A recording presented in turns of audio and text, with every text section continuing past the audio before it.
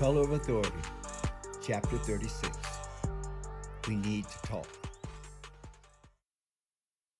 Christlanders never knew how close they'd come to civil war. Everhart was given to understand that if he engaged in military aggression, he'd not only face crippling UN and NATO sanctions, but he'd also have to deal with the ever-present enemy within. All things considered, Everhart decided it was in his best interest to forestall any military actions and agreed to suppress all reports of insurrection. As far as the outside world was concerned, California had experienced an unexpected, yet uneventful, secession from the United Congregations of Christland. The following week saw the closing of many ghetto restrictions and the opening of major prisoner exchange negotiations. The UCC held many black prisoners, but they didn't want the new nation holding any whites in their prisons. Consequently, they were willing to deal on the issue. Because the UCC held so many more black prisoners than the new nation had white prisoners, Hawk was able to negotiate a 100-to-1 trade. For every 100 black prisoners the UCC released, he'd release one white prisoner. Wesley Painter was still in lockup the week Hawk arrived at the San Luis Obispo Academy. Wesley's captors had left him to rot when they'd fled the facility. When Wesley saw Hawk on the other side of the bars, he scrambled down from his bunk and collapsed to his knees. Clasping his palms together, he groveled his explanation of betrayal by saying, "They were gonna kill me." As Hawk watched Wesley abase himself on the sullied cell floor, he thought about the first time they'd met. He recalled how high-spirited and clean-cut Wesley had been that day.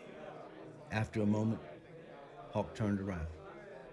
Straightening his tie as he walked away, he muttered under his breath, "Then you should have died." Hawk never saw Wesley again. He hadn't ordered Wesley's death, but he also never questioned his absence.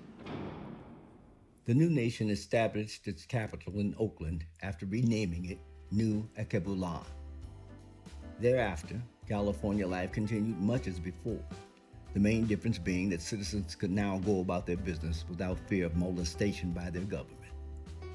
On the other hand, the economy was of great concern. The UCC refused trade with the new nation, and treaties with other nations were slow to develop. The new nation's natural resources, seaports, and borders with Canada and Mexico would keep commerce moving, but in order to solidify their enterprise, the new nation would need to secure international financial backing. To accomplish this, they'd use California's natural resources as collateral. In the meantime, SDRC Coalition Committee members met with former Governor Booker's transition team to sort out administrative operations. The first orders of business were determining county lines, identifying districts, and drafting rules and regulations pertaining to commerce and representation.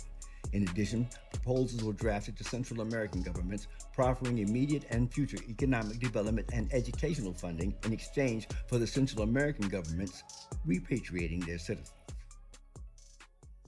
Initially, the freshly forming government of the New Nation Coalition looked more like a bad TV satire than a serious attempt at governing. At first, the sight of big homies walking the administrative halls amid conventional politicos resembled a Fellini film production. Yet, as eclectic as the mix was, the veteran power brokers served as sorely needed mentors and stabilizers to the sincere, if as yet untried neophytes. But soon enough, the shot callers wearied of the buttoned-down slow pace of bureaucratic life. It was a style of leadership that they frankly found boring. It wasn't long before the big homies allowed their interests to be represented by professionals of a more political temperament. The result was a political structure built around necessity and enhanced by the need for mutual survival. For now, the military representatives formed all new nation security commands. These were the people Danny worked with. Staffing reviews were in progress when all hell suddenly broke loose. The trouble started when some Hispanics claimed legislative and administrative priority in the new government predicated on the premise that the new nation consisted of lands that had initially belonged to their ancestors. Hawk countered that while it was true that the Hispanics' land had been stolen, in contrast, his actual people had been stolen. And since the Hispanics already laid claim to a great deal of land mass in the hemisphere, whereas the blacks had no land at all, the blacks should therefore have priority. The blacks further contended that they had built the foundation of the old nation, the fruits of which they had never been able to fully appreciate, and in the interest of fair play, they should therefore have first rights in the foundation of the new nation. In rebuttal, the Hispanics contended that it was they who built the West Coast Foundation, and as a result of that, they should have priority. In the interest of moving forward, it was decided to table the question until more same interest coalitions could be identified.